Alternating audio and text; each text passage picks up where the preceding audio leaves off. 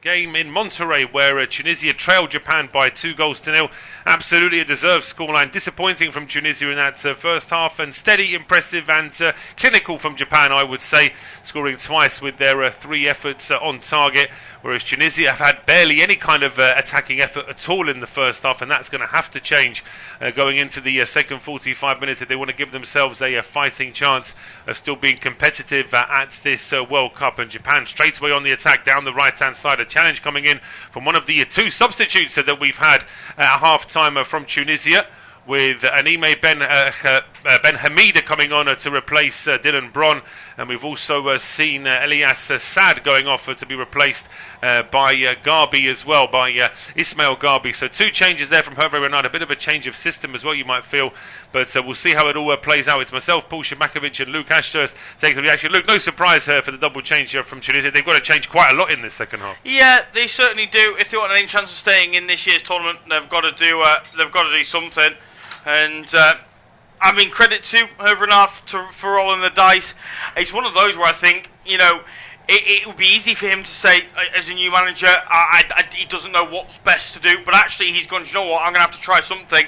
And whether it works out or not, we'll have to wait and see. But Ismail Garbi, formerly of PSG, came through the Paris Saint-Germain Academy. Braga now, having spent the season on loan at Freiburg, at Augsburg, I should say. Sorry, so he'll be aware of a number of the players in the Japan side, of course, with the likes of Hiroki Ito and Ritsu Doan playing their football in the Bundesliga. Keisho Sano as well, also playing in the Bundesliga, so he'll know what to expect from those in the Japan shirts. Let's hope from a Tunisian point of view that he can go on to do something in this game, and I suppose from a neutral point of view as well. Well, here comes Japan in the meantime. A strike coming in from the edge of the area. It's Ayo Tanaka playing in a very deep role for most of the first half, but he's got himself into a bit more forward position here, and his effort is just wide, but it wasn't far away. Yeah, caught it quite sweetly, didn't he? Ayo Tanaka wasn't far away. We know from his time at Leeds United he is capable of finding the back of the net from distance. Certainly a decent striker of the ball, but as you said, been a hell of a lot deeper this evening than maybe we'd have expected to see him, but it's allowed Daichi Kamada to play further forward. It'll be really interesting to see where Daichi Kamada goes after this World Cup. Departing along with Oliver Glasner from Crystal Palace at the expiry of his contract. A really good World Cup could see him, still at 29 years of age, crack, no disrespect to Crystal Palace, a real top team, and maybe have a go at Champions League football. No, absolutely. As the ball now played back towards the halfway line. Japan in possession here inside the first. But just to remind you very quickly, it is Darman in goal for Tunisia. Back 3 of Reikir, Taubi, and now Ben Hamida, who's come on to replace Bron. But I'll break off from that because here come Japan. The ball played towards the edge of the area has been cleared away. Then it's Valerie, Skiri, Mabry, and Abdi in midfield with Garbi, who's come on to replace Saad alongside Tukneti and Slimani as the attacking 3. No change for Japan, so it is Suzuki in goal with the back 3 of Tomiyasu, Itakura, and Hiroki Ito. Then it's 4 in midfield, Doan, Sano, Kamada, and Nakamura, with Junya, Ito, Tanaka, and Ueda as the attacking 3. Tunisia in possession in midfield, ball played forward, nice touch on there from Mabry in towards Garbi. He turns away from trouble, plays it back towards this left-hand side. Slimani now over towards Mabry. There's an overlap here on the right-hand side from Valerie into the penalty area. Strike coming in. Oh, it's a great chance that Mabry has missed it. Oh, it looks like it's nutmegged him. The ball played across. A glorious chance to Hannibal, maybe just a yard in front of the 6-yard box. Can't put his foot through it. Had to score. He absolutely had to score. Best chance that Tunisia have had so far in this game, and possibly the best chance they're going to get as well. Huge opportunity, and it should be 2-1. Hannibal Mabry doing really well to arrive late in the penalty area. Well, midfielders who arrive late in the penalty area have got to make sure they make contact with the ball. He's completely missed it, spared his blushes, as it looks like it took a deflection on its way out, and it was given a Tunisia throw-in. But he had to score. It's a brilliant bit of play over on the far side. Really good play from Tunisia, actually, to move from midfield to attack and from the centre of the park to the right-hand side. I can't believe they've not found the back of the net there. Glorious chance that for Mabry. Hasn't been able to take it. It is Tunisia still in possession, but it's a long way back now towards the halfway line here for Taubi. Over towards Reikir. Valerie now back towards Reikir on the halfway line. Just playing it square options here as the ball moves forward here with Taubi again over to the left-hand side to Nekti, and no options for him to go forward though. Japan are back in numbers. Hervé Renard furiously waving at his players there. trying to get them to move a little bit more in midfield. As a long diagonal ball now from Ben Hamida, headed down, but then it's quickly hooked clear by Hiroki Ito up towards the half line. Ueda is tracking that one, but the ball bouncing just a little bit too high for him to control that first time. Taobi is the tall frame just behind him. Real fight for it in midfield, but Japan just about come away with it. That's really good play there initially from Doan before he gives the ball away. Then it's played high up in the air towards the Tunisia penalty area, nodded clear by Ben Hamida, but the second ball is kept alive here now, and Japan back in possession. Little glimmers here for Tunisia in terms of their possession, but they're still not really able to lay a proper glove on Japan here. No, they're not, but it is better. It is going to take time for them to break down this Japan side. It's not going to be easy. They are going to have to be patient. They've been very, very resolute when they've needed to. This Japanese defence, and there's a lot of quality in that back three come back five. So, yes, they haven't really laid a glove on them in sort of the final third outside of that half chance for Hannibal Majory. But what I would say is they're not going to see instant results straight away. They've got to show persistence and resilience to continue this battle throughout this second half. Well, they've just won the ball back in midfield, doing exactly what you said there. That ball then deflecting away, but there may still be a chance that ball's going to get chased all the way to the edge of the area here by Tugnetti, but there's no opportunity for him to get that. The ball still gets through towards Suzuki. Played down the left-hand side now as Japan look to try and keep possession here in midfield. Just falling to the ground there was Daichi Kamada. I'm sure he was being fouled there. Referee Istvan Kovac says play on.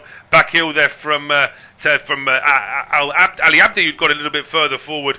He can't quite link up though with Mejbri in the end, and then a ball is straight back with Suzuki. If Tunisia had scored from that, I think Japan would have been very frustrated. Yeah, I think it would have been. We've seen quite a lot of those not given in the World Cup. Players going through the back of their man and a free kick not given. I don't know how I feel about it, to be honest, because I do think at times football has gotten soft in the last few years or so, and I do think there are some soft challenges that go in that are punished. But what I would say is if you're going into the blind side of a player, it doesn't take much contact to knock somebody over, because if they don't know it's coming because it's on their blind side, I see why they're giving us free kicks. Well, here come Japan now. That pass from Tanaka just a little bit too short, doesn't quite get through to Durham, but then an early ball played in from deep in midfield is just a little bit overhit, and it does get through towards Darman. Rolls this ball out. We're 8 minutes into the second half here in Monterrey. Tunisia still trailing Japan by 2-0. And just a reminder, of course, every game of the World Cup is available on our service. As the World Cup very much getting into the business end now. Every team getting into their second round of group games. There's a bit of a delay here now as well. It's, down in pain here is Elias Shkiri, the Tunisian captain. As camera focusing on Gianni Infantino, he's certainly getting his air miles in during this World Cup. Pretty sure he was at one of the venues yesterday as well, and the day before. I'm pretty sure he's going to try and get a couple of games in every night when he can. I think he's single-handedly stopping this World Cup from being net zero, which I think is quite impressive. The amount of flying he's doing to get to games. Given he's not a particularly popular figure as well, he seems to like to turn up at places where I don't think he's overly welcome. Well, no, as to say, he's certainly a polarising figure. But, of course, the net zero challenge for the World Cup is going to be made a lot more difficult considering you've got stadiums that have got air conditioning, never mind certain rooms or vehicles. But, yeah, we're certainly from Infantino's point of view, I think he'd be very pleased that the football is now doing the talking. There was always a worry that other matters could have overshadowed things at this World Cup. But whilst it's not been completely without issue, generally speaking, the standard of football has been great, and it's only going to get better as well as there's a turn there. Commentators curse Sekiro Tomiyasu there, turning with the easiest ball and just letting it go out of play. But potentially Japan just resting on their laurels slightly with the fact that they are 2-0 up, and it's just a question of whether Tunisia can take advantage. As you mentioned, there has been an improvement from Tunisia, but we still need to see the level or two more really from them. I think Hajime Moriyasu will be very, very frustrated with how his team have come out in the second half, and I wouldn't be surprised to see in the next 5 or 10 minutes or so, a number of changes brought in by the Japanese manager, because his side have come out and have basically gone, well, we don't think Tunisia can score against us, so we're just gonna sit on 2-0. Actually, what I don't think his team realise is this group is, I think, very much going to be decided by goal difference. The Netherlands are still yet to play Tunisia, and that, bearing in mind Tunisia lost 5-1 to Sweden, and Sweden have then gone on to lose 5-1 to the Netherlands, that will tell you that the Netherlands could absolutely pummel Tunisia if they're up for it. So I think Japan have got to look at this and go, they've got to try and match the Dutch in some way or another if they want any hope of topping the group. They were unfortunate that they got drawn against the Netherlands in the first group stage game, but it just means that you've got to play the cards that you're dealt, and I'd argue while in the first half they played those cards brilliantly and they put Tunisia to the sword and effectively got the job done in terms of the result in the first 45. The scoreline job had to be done in the second half. And right now, we're 10 minutes into the second half, and they're not really doing that job. And if they're not careful, Tunisia will grow into this game and actually start to make things a little bit nervy. Well, they will, and I think that from Tunisia's point of view, they'll know that they're going to have to do something pretty miraculous against the Netherlands if they're going to get anything out of this group, if they can't turn things around today. And of course, Sweden will be looking at Japan, thinking that there's a side that they could certainly give them problems. So it makes it very finely poised for the final round of group games as Tunisia clear their lines up towards halfway. Kept alive here by Tomiyasu. A quick round of applause as well there for the good work. Dropping back into midfield there was Itakura, but the ball now played back towards the halfway line, and once again Japan just quite happy to sit on the ball. The ball now played across towards the right hand side. Back in for Kamada. Just ahead of him here is Ito. Thought about crossing it, but just prefers to go back into midfield now. Urgency here from Japan, but they are creeping further and further forward. There's an overlap here as Ito heading towards the penalty area. He gets challenged by Ben Hamida, and it's out for a corner kick. Yeah, good play again from Japan down the near side. I've been really, really impressed with Junior Ito. He's really forward thinking, always wants to take on his man. It's my favourite type of winger, a player who, they might be doubled up, they might be left one-on-one, who, whatever happens, they will take on their man and have a run. Really, really entertaining footballer and has an awful lot of quality. Let's see what he can do now from this corner. Well, it's a short ball this time, played in towards, and then the cross coming in is charged down. It was Junior Ito's short corner into Doan, and then Doan's ball into the box is charged down immediately. Japan had more joy just having a direct ball into the box with their previous corner. Yeah, they did. This is something I picked on quite a bit, particularly with the lesser nations, so it's maybe surprising that Japan have followed similar suit. But despite the fact that things like set pieces and long throw-ins have really come to the forefront of football in the last year, 18 months or so, I've found crosses into the box this tournament have been so poor and lacking in quality. We'll just break off from that because here comes Tunisia down the left-hand side and almost on cue there. The referee has given a free kick against Tunisia for a foul, but the Tunisians are saying that there's potentially a handball. It was a charge down the left-hand side from Ali Abdi. He got towards the penalty area, and as he put his cross in, there's a suggestion that Doan might have used his arm. I don't actually think he does. I think that his arm is down, but I think the ball actually hits his back. I get the feeling that Ali Abdi is appealing for a handball so he can try and get out of being yellow carded there by the referee, because he's made no attempt to play the ball as Doan skips past him. There's nothing untoward from the challenge from the Eintracht Frankfurt man. It's a great tackle to win the ball back as the cross comes in, nowhere near his arm. It's off his back, and like I said, I think Ali Abdi is just appealing to the referee there to avoid a yellow card, a little bit like in cricket when bowlers appeal for a wicket when they're trying to get away with a wider delivery. On that occasion, he's lucky, Abdi, that I think at least that he wasn't yellow carded. Yeah, I mean, there was certainly potential for a yellow card. I mean, we both know Istvan Kovac from our Champions League, Europa League duties, and it's actually quite a surprise that he's not booked anybody yet in this game. It's not been a particularly aggressive game, in fairness, but we know that the referee does like to give out a card or two. As it's Tunisia in possession. They are seeing more of the ball in this second half, but it's still a lot of it in their own half. And just as I say that, they've given it away in midfield as well. That was a poor ball out from Ben Hamida. Credit to them, at least he steps up quickly and wins the ball back. But Hervé Renard immediately telling Ben Hamida, get that ball forward quicker. Yeah, he wants a bit more urgency, doesn't he? He knows the stakes with half hour left to play in this one. He knows that his side have got to be more forward thinking. Then they've been better in this second half, but it was hard for them to be worse.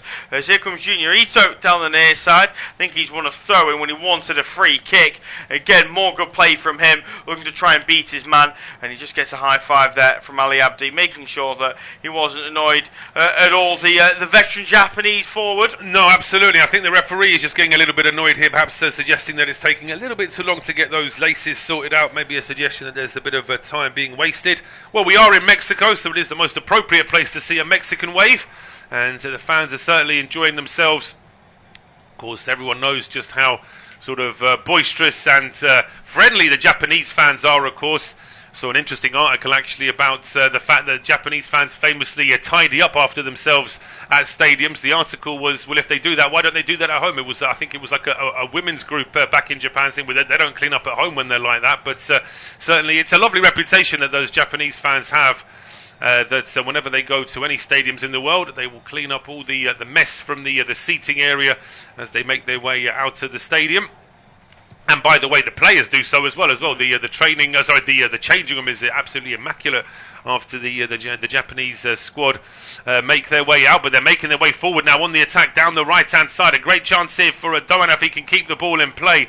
That's really good work though to stop him there by Slimani. Then the ball then played up towards the halfway line. Half a chance here for Tugnetti to chase that all the way to the penalty area. Suzuki perhaps just waiting a little bit too long, but in the end it gets a decent clearance and that ball is back in midfield. Yeah, really good play from Tunisia on that occasion. Doan coming forward at some pace, lays the ball off to Ito, who almost gets a run at Ali Abdi, but the ball is taken away from him brilliantly, and then Abdi does well to skip away from the Genk man and create the space before launching it long. Fantastic football from him. Unfortunately on this occasion for Tunisia, Tugnetti unable to create the space, or create the chance I should say, down the other end of the field, as we're just seeing a replay. Yeah, that's a foul from Hannibal Osano. I don't think he can have too many complaints. That one, he does go through the back of him. He does, yeah. I mean, he was still complaining to the referee. Maybe that's just more of a footballer's habit, just to always appeal every decision just in case, because maybe it's a Hannibal thing. Yeah, that's also very true as well. He is one of those players that will always have something to say, even if he's absolutely banged to rights. But Japan now back in possession, and I think we were making the point earlier that they need to have just a little bit more urgency in this second half, and just as we say that they've won themselves a corner here as well, because the ball played out towards the edge of the area, and it was Ayase Ueda turning, going for goal, big deflection, no chance of keeping that one in play. So now Japan have a corner, and their last one was particularly disappointing. Yeah, it was. I mean, it's a speculative effort there from Ueda, but you can understand after his earlier goal why he would take that shot on. But a corner nonetheless for Japan. This time looks so Ito is going to just swing this one in with a right-footed outswinger. Yeah, a bit more height on this one. It's a decent ball in, but it's right into a cluster of Tunisian players just in front of this penalty spot, and that one is headed out for a throw to Japan, a long way out from the penalty area now, over on this right-hand side. Japan haven't made any changes yet, but Tunisia getting ready to make their third change in this game already. Absolutely not hanging around here is Hervé Renard. And it looks like the next player getting ready to come on is the number 19, who is going to be Firas Chouat. Yeah, it's Firas Chouat, the 30-year-old forward, plays his football in Tunisia with Club Africain, the winners of the Tunisian top division in the season just gone. He's got 6 goals and 31 appearances for the Tunisian national side. So not a bad record, it has to be said, for his national team, but not the most prolific goal scorer. No, not the most prolific, but now Japan guilty of giving the ball away at midfield, and this is half a chance here for Tunisia. It's Mabry over towards the right-hand side. It's a disappointing ball in, though. It's a low, flat and slow cross, which is easily dealt with there by Hiroki Ito. He puts it out for a throw to Tunisia on the right-hand side. But perhaps it's no surprise that it will be Sebastian Tugnetti going off. He's had a disappointing evening. Yeah, he has. Look, I said it earlier on. I said he is a player who I think is probably going to be in need of a loan move. Still only 23 years of age, Tugnetti. I don't think he's a bad player, but that move to Celtic is just seemingly knocked his confidence a little bit more than anything. And put it this way, he's not a centre forward, so I'm a little bit surprised he's been played as a centre forward this evening by Hervé Renard. I think I can't imagine he's seen enough of him in training to think that he could play as a centre forward. But whether he played as a centre forward or not, I think he would have struggled this evening, because I just think the season's just gone for Celtic. While they ended up winning the league, it was a real poor one for him ultimately, individually, and I do think this season, if he can get himself a loan move away and get himself a bit of confidence, he can be a really good player, because I think there is a player there. He's talented, he's technical, and he's a player who can grow into, I think, a really promising footballer. But right now, just in the final third, there just seems to be panic every time he gets it. No, there is. I think that's a very fair point, that there's just a little bit he's just lacking that little bit of confidence in front of goal. And actually, never mind in front of goal, he struggled to get on the ball at all this evening, anywhere on the field, never mind in front of goal. So it's been an issue for him tonight, and it's been an issue for Tunisia. They've really struggled to get in front of goal, even in this second half, when their energy levels and their drive to get into the final third is better. It's still a little bit off what it needs to be to really make Japan sweat in this game. They've maybe won themselves a free kick in midfield. Referee standing, as my colleague standing aloft as well, saying, why is that not a free kick? But referee says play on. To me, it seemed obvious to the forward there, the substitute Shoat had been brought down. But Japan move forward now with Kamada leaving the ball out at the edge of the area. Chance to get a shot away. It's Nakamura's effort, which is charged down up towards the halfway line. It's held up here by Shoat, and this time he was fouled, and the referee does give Tunisia a free kick. But this isn't the Istvan Kovac that we know from Champions League games, is it? No, it certainly isn't. I think they've been told, the referees for this World Cup, that challenges from behind should not be punished as often as they maybe are in the regular season, which, I don't know, surprised me a little bit. I think some of them are being a little bit too lenient, but as long as we avoid dangerous challenges, I don't really mind games being allowed to flow. It's when players overstep the mark, like they did last night in the game between Paraguay and Turkey, where referees get a hold of it. I have to say, the referee last night certainly did get a hold of it. He was fantastic. Yeah, well, it's always a challenge, isn't it, when the referee doesn't want to be the star of a World Cup game, but sometimes the players don't give him a choice. It always, the marquee example of that, of course, is the 2010 World Cup final, where, of course, that final wouldn't have been played in that way today with VAR, because the Netherlands would have had about 5 players sent off for the way they dared Howard Webb to sort of ruin the game, and in the end he was forced to, in extra time, to start giving the red cards out. But our referee this evening, Mr. Kovac, has certainly tried to let things flow. No bookings as yet, which is a bit of a surprise. It's not been a particularly nasty game in that sense, but there have been a couple of challenges that probably would have warranted it. Long ball now played towards the edge of the Japan penalty area. Won't get through towards Bin Slimani. He's getting absolutely no service at all this evening, as Ritsu Doan now playing it back towards Zion Suzuki, who's still having a very, very quiet, pleasant evening in Monterrey so far. Yeah, absolutely. He had 2 goals put past him in the last game against the Netherlands. He was forced into countless fantastic saves, but tonight it's been relatively tame, it has to be said.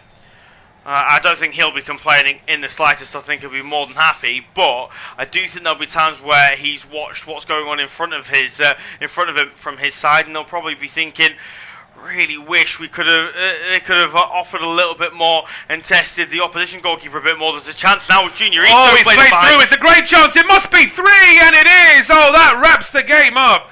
Just a little bit too easy in the end for Japan. For all the good work Tunisia have done in midfield, it's just the ball's played straight through the middle. No offside. The Tunisian defenders went missing just before the hydration break as well, so that's not going to help them when Hervé Renard is going to start giving them rockets. But Japan now, having had a bit of a quiet spell in this second half, can feel a little bit easy now. They go 3-0 up. He's deserved that, Junior Ito. He's probably been the best of the front 3. Now all of the front 3 have got a goal. Kamada and Ueda in the first half, Ito in the second. It's one long ball forward, though, from a Tunisian point of view, that's just completely carved the back 3 open. Let's have a look at it here. It's Itakura with the ball forward. It's a lovely turn round the corner from Ueda. Ito tucking narrow to get a hold of it. They're just all over the place. It's great movement from Japan. It's great precision passing, but it is poor from Tunisia to just open up like they have done. It's the substitute, I would say, Ben Hamida, who's most at fault. A, for the very poor attempt at trying to stop Junya Ito, but also he's playing everybody else on side. If he stepped 2 yards further forward, then that goal would have been offside. Look, as a player at the World Cup, you have to, you have to adjust very quickly when you come on. But that to me tells me the instructions at halftime haven't been there for him, and they haven't explained to him the way that they're going to set up in this second half, because he's so far disconnected from the other two in the back three that you just think that can't be down to him making an individual error. That's got to be down to a lack of instruction. As the hydration break is finally called. Yeah, it is. Take nothing away from Japan. I think that's a fantastic goal. It's a great finish, and it's slightly unusual. I thought we might have just gone straight to the hydration break after the goal, but we restarted. There were 2 touches of the ball. It went out for a throw, and now we have got the hydration break on 70 minutes. The timing perfect, I suppose, from Japan's point of view. They probably would have got a little bit of some sharps, well, certainly some comments from Muriyasu in terms of how slow they were at times in this second half. But now with that third goal, that takes the pressure off from Hervé Renard. I suppose berating his players isn't going to help now. They are 3-0 down. They're not going to get anything out of this game. But they just need to put up a bit more of a fight towards the end, potentially. Yeah, they do. Now it's about playing for pride. They know that they're out of the World Cup. They know 2 defeats in your first 2 means that you're out. But they know that they're a well-supported side, and they now need to play for pride and show that they've not completely given up. Look, the first game was embarrassing. This game, at the minute at 3-0, is borderline embarrassing, but it could get worse. They've got to make sure that they really do show up for the rest of this game, and they make sure that they don't embarrass themselves anymore. But we're going to see a replay of this goal. It's actually Tanaka that plays the ball forward. We've mentioned how often he's dropped deep to get involved in possession. Well, that is a brilliant example. Tanaka's ball through is superb. It's so good. But then the first time pass to turn it around from Ueda to get it in towards Ito is fantastic as well. It really is a lovely attacking goal there, attacking move there, I should say, from Japan. They'll be absolutely delighted with that. They're going to be a potential banana skin for so many teams later on in this tournament. They really are. I've been so impressed with them over the 2 games that I've seen them play so far. I think Sweden will certainly be concerned about that final group stage game, particularly in terms of goal difference and how that could affect their potential 3rd place finish. But as things stand, it's very much an as things stand, because nothing is decided. But it looks as though they're heading towards facing Brazil in the round of 32. That will be one heck of a game between Brazil and Japan. It really will. Japan will be absolutely up for that as well. Yeah, they'll feel as though that they can certainly give Brazil a really good game. Yeah, 100%. I mean, there's so much that can still change between now and then, but that's how it's set. And then, by the looks of things, it could be the Ivory Coast up against France, and the winner of that will face the winner of Brazil-Japan. That side of the draw has got some really tasty matchups as things stand. Of course, things can very easily change, and there's still so much to play for. But if we just have a look towards who could be facing who, you just think that Japan, I think on their day, could possibly beat anybody. I really do think that. I think if Japan are at their best, they could really cause an upset. I think that they are capable of scoring against anybody, whether or not they have the defence to sort of withstand the top European or South American side. But you certainly wouldn't rule it out. They're going to make a couple of changes here now as well. Just as we head into the 73rd minute, the drinks break is just coming to a conclusion.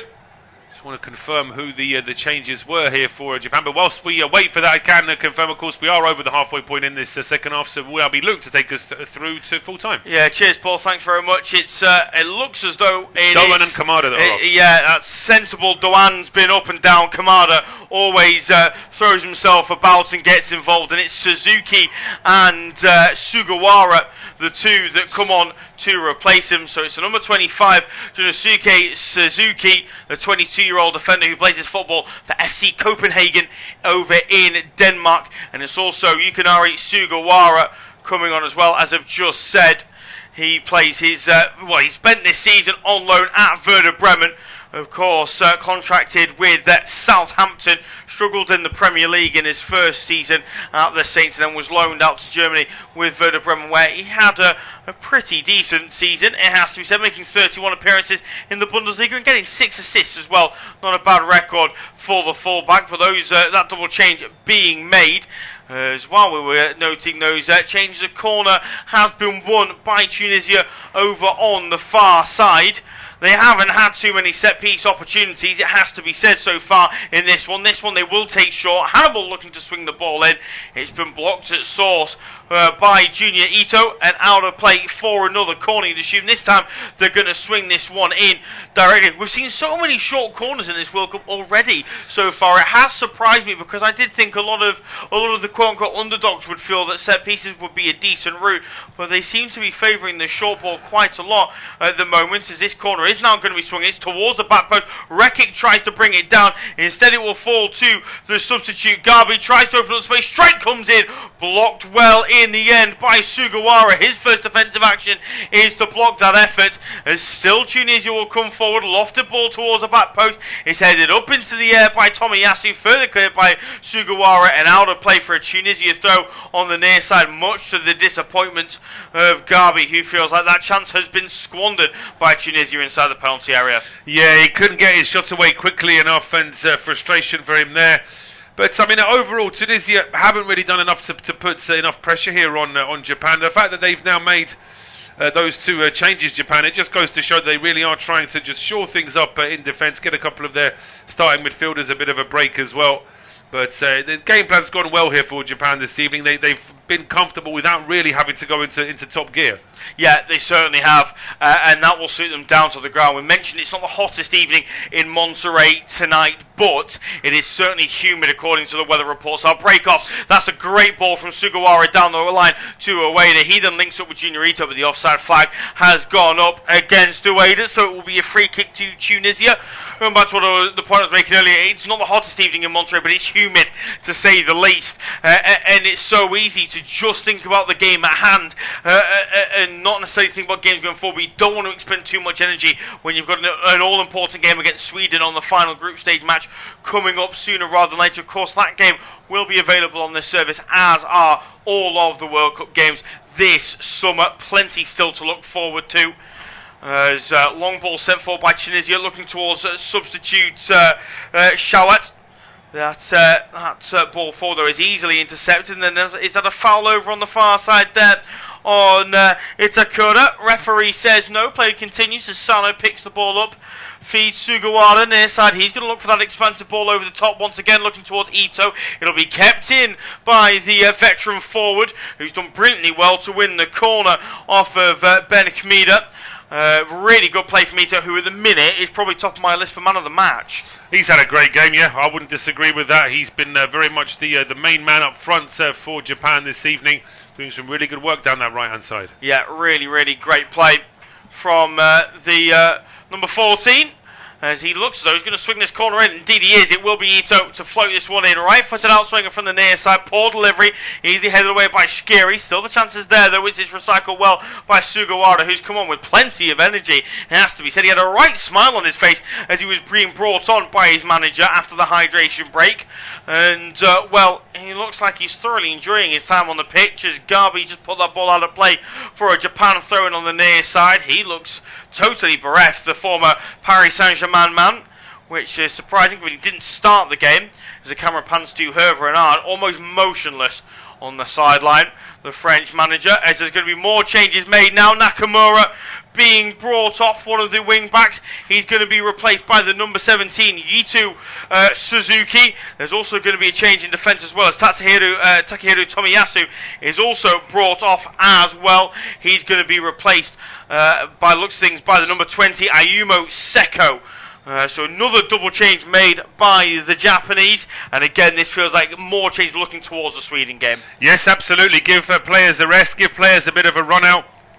This has turned out really well for Japan in terms of giving those players I think for a manager, for an international manager to have substitutions in a World Cup group game where you're just resting players and giving players a run out, it must be a real luxury, particularly as it's not a dead rubber. He's actually still got obviously the group to play for. Japan have got themselves into a great position this evening. Yeah, they certainly have. The game plan has been executed brilliantly. Get the early goals to put your side in a decent position and then go and see if you can go for the jugular in the second half. So it's Ayumu Seiko of Le Havre in France, who comes on, the 26-year-old defender. He replaces Takeru Tomiyasu. And it's also Yuito Suzuki of Freiburg, the 24-year-old midfielder, who comes on to replace Nakamura. As that's a free kick given, or at least I thought it was a free kick given to Japan for the challenge on Yuito Suzuki, but referee says no. Rather shocked by that, it has to be said. I thought for all the world that was a foul from behind on Suzuki. I know we've said that they're letting challenges from behind go, but that was 2-on-1 there, and pretty clearly a foul on the midfielder, as then that's a free kick given against Hiroki Ito, as he goes through the back of his man. I've not seen the difference here. No, I mean, it's, as I say, it's hard to understand the consistency with the referees. It's one thing to be told that they're going to allow stuff, but I mean, there you can see that Mejbri's already going over and he's bringing the man down. Yeah, I don't fully understand that, to be honest. That's a really strange one from Istvan Kovac, our Romanian referee, this evening.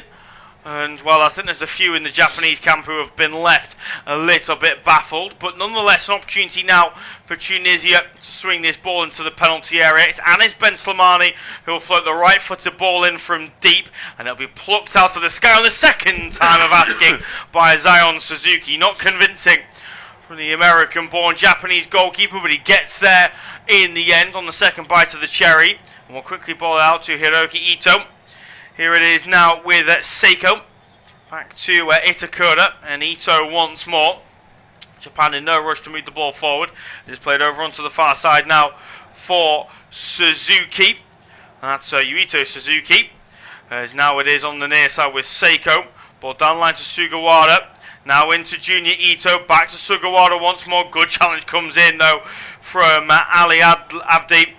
And he does well to break up that Japanese move forward. Quick throw in taken by Garbi. Sees the ball back at the feet of Ben Khmida. Now across to Talbi, who will float a ball over the top looking towards the substitute Shawat, who does well to bring it down under pressure from Ito and lay it off to Anis Ben Slimani. Into Hannibal, back to Ben Slimani once more. And now Omar Rekik inside the centre circle for Talbi, near side for Ben Khmida. Abdi now, back to Ben Khmida. Slow, patient play this from Tunisia, as they are unable to unpick the lock of Japan with any quick passing. Long ball sent over the top now, looking to try and shuffle things around. Is easily intercepted. Then a loose touch from Rekik. Sees a way to bring the ball down and feed Ito near side. Ito waiting for the overlapping run of Sugawara. Plays the Southampton man. Sugawara ball into the box. He's challenged well by Ali Abdi, and he also wins a goal kick. Good defending from the Nice man. And Sugawara showing great energy again, but he's thwarted on this occasion. He is on this occasion a decent challenge, but not seen enough of those from Tunisia this evening. And we see a little pocket of Tunisia fans there. They look a little bit exasperated, it has to say. They'll be frustrated, just like the Japanese fans look absolutely delighted. And they've got a few ringers in there as well that have sort of joined the Japanese ranks this season. They're a very popular side, and I'm not surprised with the way they've been playing. Yeah, really, really entertaining. They've not been boring in the slices. That's a loose touch in midfield from Shqiri. One back well by Sano. Here's Ito, near side ball, back to Sano. Edge of the penalty area towards the byline. We'll float it in towards the back post. Wader with the header. Back towards goal. Oh, what a header that is! It's found the back of the net. I thought for all the world that was drifting wide, but somehow he's beaten 3 on the line to find the back of the net to make it Tunisia 0, Japan 4. Ueda with the brace. Ueda with the brace, and Japan just putting the icing on the cake now really compounding this poor and difficult night for Tunisia. Japanese fans absolutely delighted. The Japanese players absolutely delighted. Hajime Moriyasu will be absolutely delighted because his side have put in a really good piece of work this evening, but it's chaotic from Tunisia in midfield, just easily giving the ball away, not enough bodies back, but then a lovely bit of link up here down the right hand side, a ball clipped in, and the looping header. I mean, really, the cross shouldn't have been that easy to deliver. There was no marking in the box, and both goalkeeper and defenders all a little bit static as that ball just loops in. Yeah, it's Scary who gives the ball away needlessly in midfield. Really played as a captain the captain. No, he's been dreadful, and then he tries to get back on the line to deal with the header from Ueda, as does. I'm trying to work out who else it is. Ben Slimani. Ben Hamida, I think, coming back on the post, isn't it? But for me, in fact, it is Slimani as well. He's back inside his own penalty area. But I mean, it's a great looping header. Take nothing away from unbelievable from the way that Ayase Ueda's loops that, but defensively, that's really poor from Tunisia. So poor from Tunisia, but credit where credit's due to Ueda. He's taken two chances absolutely brilliantly. Very, very impressive in front of goal, the fine old man, as he has been over the course of this last season just gone. Japan still want more. Here's Ito driving forward, this time on the left-hand side, striking towards goal. He's been challenged well, and it's been cleared away. Is there a man down with a head injury? I think there is, and that's why the referee's going to stop it. This is not what we want to see at the end of this game. It looks as though that's Omar Rekik, who's gone down with a bit of a problem inside the penalty area. Gives a chance for some of those Tunisian players to take a bit of a breather because they've been run ragged by Japan this evening, who I think have made another change. Indeed, they have a fifth and final change. As Keisuke Goto of St. Truden in Belgium comes on to replace Ueda after he's just secured his brace. The 21-year-old getting only his fifth cap for his country, having also just signed for Freiburg as well. I'm seeing spent this season on loan with St. Truden, on loan from Anderlecht, but Freiburg have signed him for 10 million euros after getting 11 in 38 Pro League appearances. As we are going to have, by the looks of things, a pretty lengthy stoppage for Omar Rekik, who's gone down with this injury. That is a stern look from Hervé Renard, however, who is really, really not happy. You can tell, the French manager. And all of a sudden, you look towards the Tunisian FA and you think, okay, where do they go from here? Because they sacked the manager after a 5-1 defeat against Sweden. Well, things haven't exactly gotten better. Was Hervé Renard brought in to sort of prevent the embarrassment in this World Cup, or was he, someone who they look towards building with for the future? I'm trying to think who else you could sort of pluck as a sort of international manager that might be sort of in between roles at the moment. Are they going to try and get yet another manager in for the third game? I mean, it would be something quite unique, that, wouldn't it? Certainly from their perspective, but yeah, I mean, we know that certain FAs can sometimes be a little bit knee-jerk. We know that certain football associations do have very powerful people in charge, and sometimes they see a bad result, they're not happy, and they want something done about it. But as I say, the way in which the Tunisia players have or haven't applied themselves for long spells this evening makes me think that the 5-1 defeat in the first game to Sweden wasn't all down to Sabri Lamouchi. The players are going to take a big chunk of responsibility as well. Yeah, I think you're absolutely right, and I do look at some of the players this evening and think the performances have quite frankly been unacceptable, and I think some of them have got to recognise that to play in a World Cup is not a given, it's not a right, it's a privilege, and there's a few of those tonight who I think will have played this evening potentially their last ever World Cup game, and whether they realise it in the moment or not, I don't know, and I don't think we'll ever know, but I think they will have to realise sooner rather than later that this is more than likely it for them, well, it's a sad way for them to go out. It has to be said. Omar Rekik, good seat back to his feet. Looks as though he's going to be okay to continue after that head injury. Received a quick bit of treatment, and we are now back underway 2 minutes of normal time left to play in Monterrey. Independent off-tube studio-based commentary. Tunisia 0, Japan 4. I think there'll probably be at least 6 minutes of added on time at the end of this one. But I think it's fair to say there'll be 6 minutes of procession because this game is done and dusted, and all 3 points and a healthy chunk of goal difference will go the way of the Japanese. Long ball sent forward after Tunisia tried to make a move down the near side. It's cleared away well by Omar Rekik, with Suzuki chasing it down. We'll know in midfield well by Sano and gathered and played to Ito. Ito will try and come forward. He's almost fouled from behind there by Ali Abdi, but he keeps his balance well and keeps things moving. Here's Suzuki now down the left-hand side. Lays it off to Seiko. Back to Suzuki once more. In fact, there's now 3 Suzukis on the pitch. I've got to try and make sure I distinguish between the two.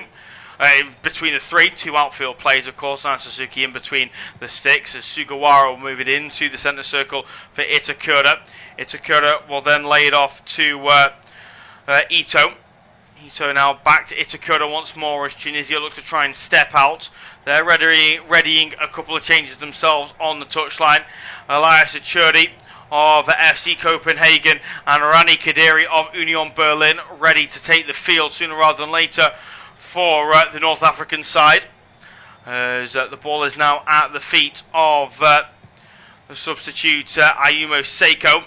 Seiko then into Sano, to Tanaka, back to Seiko on this near side. Sugawara now, back to Seiko once more. I said this game was a procession. I didn't quite mean to this extent, as Japan are just looking to move it from side to side. Eventually the ball is played forward to Goto, who will try and link up with Sugawara, who almost does brilliantly well to keep it in on the near side, but Abdi does just enough to see it out of play for a throw, and we are now going to see that double change. So Rani Kadira,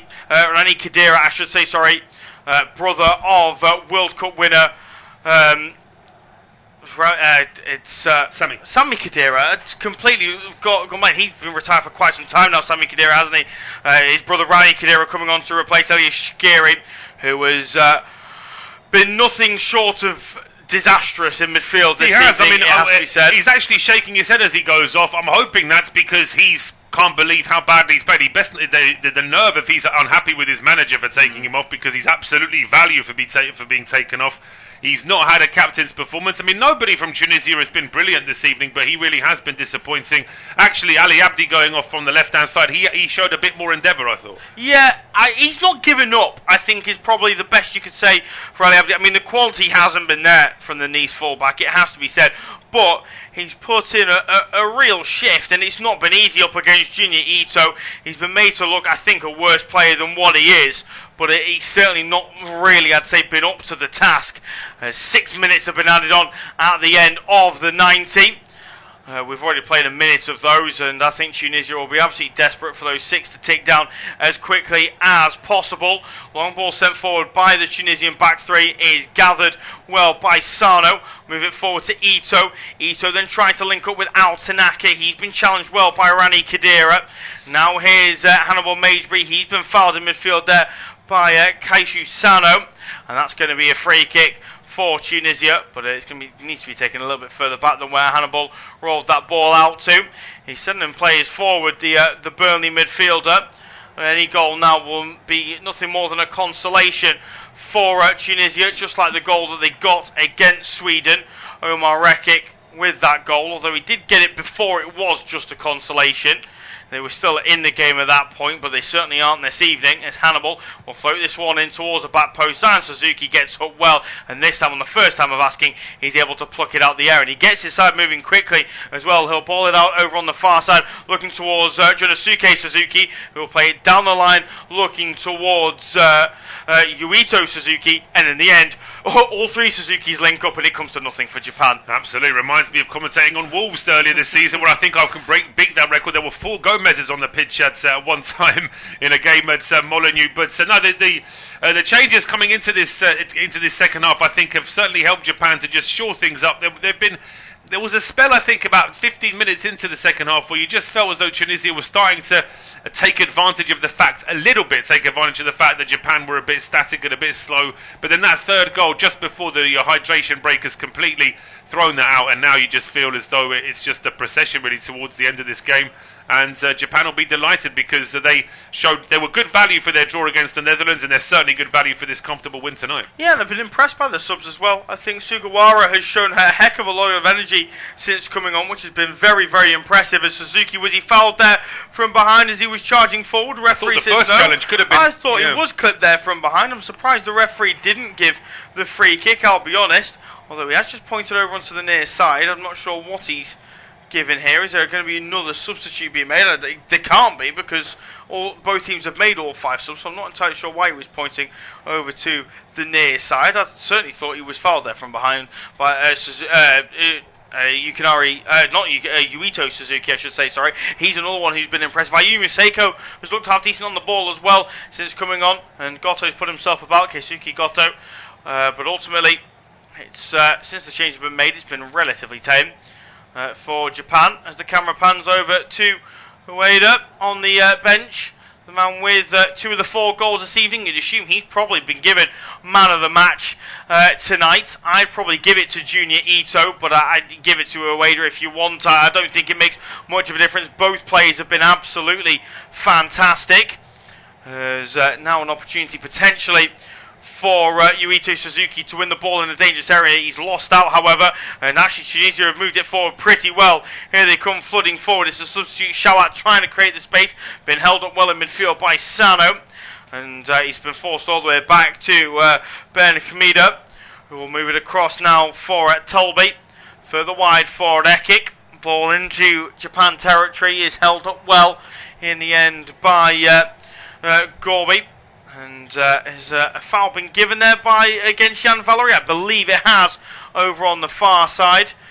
Referee Kovac not happy with the Sheffield Wednesday man putting in the challenge, and that is going to be a free kick for Japan, after Tunisia were looking relatively bright over on that far side. Yeah, Moriyashi is probably asking the 4th official, is anyone going to get booked today? I mean, it's not been an aggressive game, but there's probably been 3 challenges, I would say, that we would have both expected there to have been a yellow card. For a referee who's known in Europe for being relatively card happy and also averaging over 5 cards a game, you'd have expected there to have been at least 1 yellow card handed out tonight. But I suppose it's not been a game played in that sort of vein, has it? As Suzuki driving forward down the far side is challenged well from behind.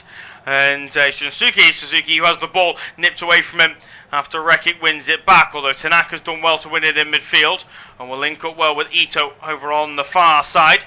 Here it is now with Itakura.